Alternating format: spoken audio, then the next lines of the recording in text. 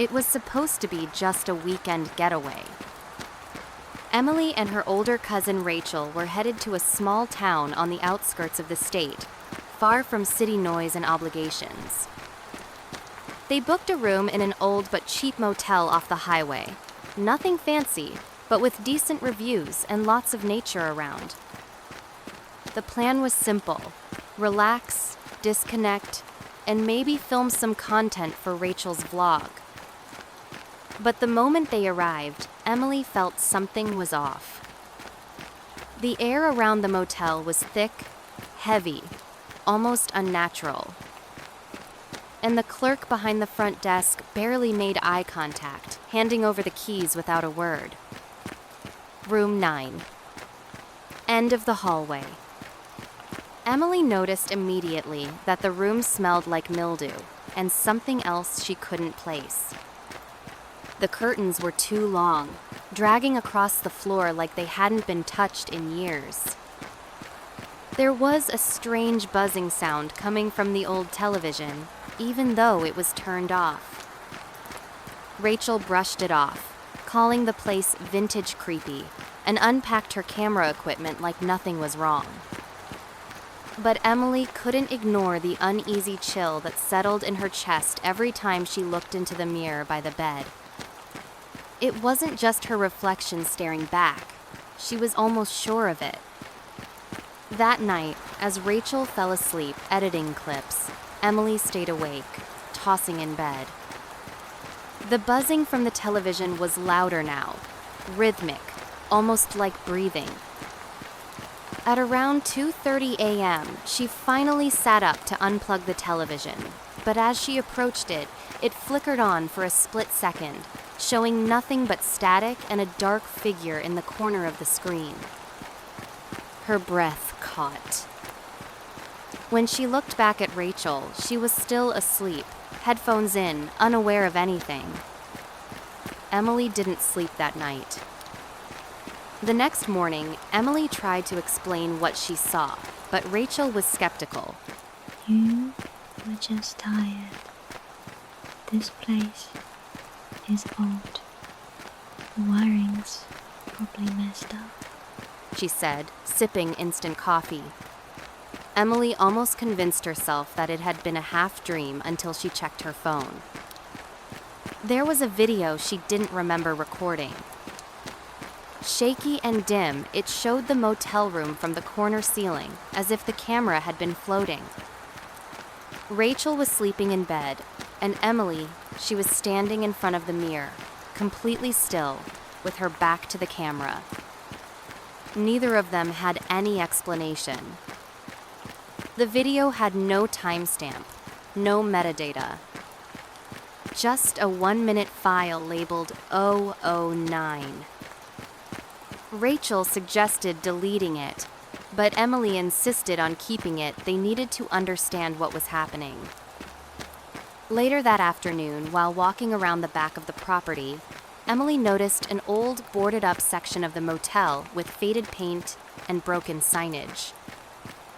Behind one of the wooden panels, she saw scratched writing: "Do not open room 9 again." The next morning, Mia tried to shake off the unease from last night. She told herself it was just a bad dream, maybe her mind playing tricks on her because of stress. But when she walked into the living room, her little brother Leo stood frozen by the window, staring outside. "She was there," he whispered. Mia's stomach dropped. She rushed to the window, but saw nothing except the empty street and the neighbors' hedges swaying in the wind. When she asked Leo what he meant, he said a woman in black with no eyes had been watching him from outside all morning. He seemed scared, pale, and shaking. Mia wanted to believe it was just his imagination, but something told her it wasn't. Later that day, Mia decided to investigate. She checked the backyard, looking for any signs of someone being there. To her shock, she found something Chilinga single muddy footprint near the window where Leo said he saw the woman. But it was strange. The print was facing the wall, not away from it, as if someone had been standing perfectly still and watching inside. No other footprints led toward or away from it. She grabbed her phone and took a photo, heart pounding. The idea that someone or something had been that close while they were sleeping made her skin crawl. That night, Mia couldn't sleep.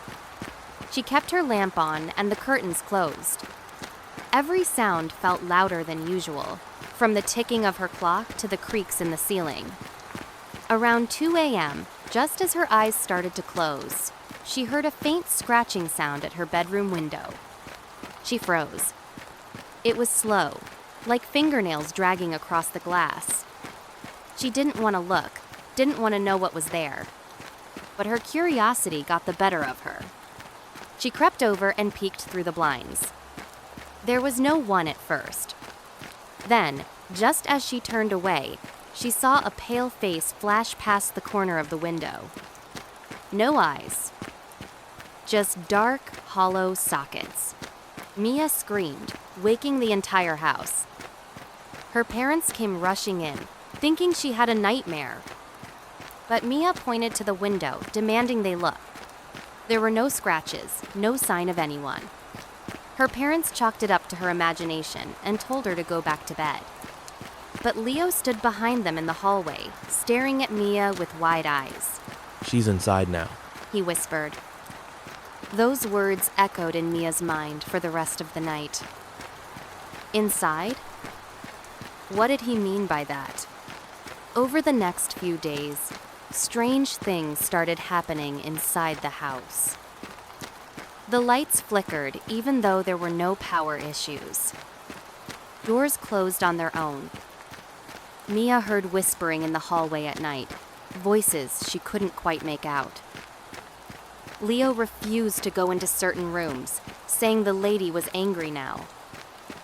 And worst of all, their family cat went missing. They found claw marks on the floor near the basement door. Mia started to believe this wasn't a hauntingit, was something worse, something alive in a way ghosts weren't supposed to be. Mia hadn't dared open the basement door since the cat went missing. But tonight felt different. There was a tension in the air, thick and almost electric, like the house was holding its breath. She stood in the hallway, staring at the wooden door with the old iron handle. Leo clutched her hand tightly, whispering. She lives under the floor now. Those words sent a chill down her spine, but she couldn't ignore it anymore. She slowly turned the handle, each creak of the mechanism echoing in the silence. The basement door groaned open, revealing a staircase that disappeared into darkness. The light switch didn't work. Only the faint smell of mold and something rotten drifted up to meet her. With Leo behind her, Mia descended the stairs, using the flashlight on her phone. The beam cut through the darkness, revealing dusty shelves, broken boxes, and old furniture covered in sheets. Nothing unusual until she spotted something strange on the far wall. There was a series of drawings scratched into the concrete. They looked like stick figures, but with missing eyes and jagged smiles. In the center was a larger figure, drawn in red, with arms outstretched like it was welcome or threatening. Beside it were words scribbled over and over. I see you. Leo pointed at it and said, She made me draw that. Mia turned to him, horrified. When? She asked. Last night, while you were asleep. Suddenly, a loud thud came from behind a pile of boxes. Mia spun around, flashlight shaking. Another sound followed something dragging along the floor. She backed up, pulling Leo behind her. We need to go. She whispered, heart racing. But then, from the shadows, two glowing shapes appeared like pale, eyeless orbs floating in the dark. A low, gurgling sound filled the air, not human, not animal. Mia and Leo bolted up the stairs, nearly tripping over each other. As they reached the top, the door slammed shut behind them, shaking the walls. Mia locked it, breathing hard. Leo simply whispered. She doesn't want us to leave. That night, Mia couldn't sleep. She kept the lights on and stayed in bed with Leo beside her. Every sound made her jump. Around 3 a.m., she heard whispering in the hallway again. But this time, it said her name. Over and over. Mia, come downstairs. Voice was soft, female, and eerily familiar. She recognized it. It sounded like her late Aunt Clara, who had died in that very house 10 years ago. But that made no sense. Clara was kind, gentle. This voice was wrong. Twisted. Mia didn't answer, didn't move. She just pulled the covers tighter and waited for morning. The next day, Mia decided to dig into the house's history. She found old newspapers at the local library and discovered something that made her blood run cold.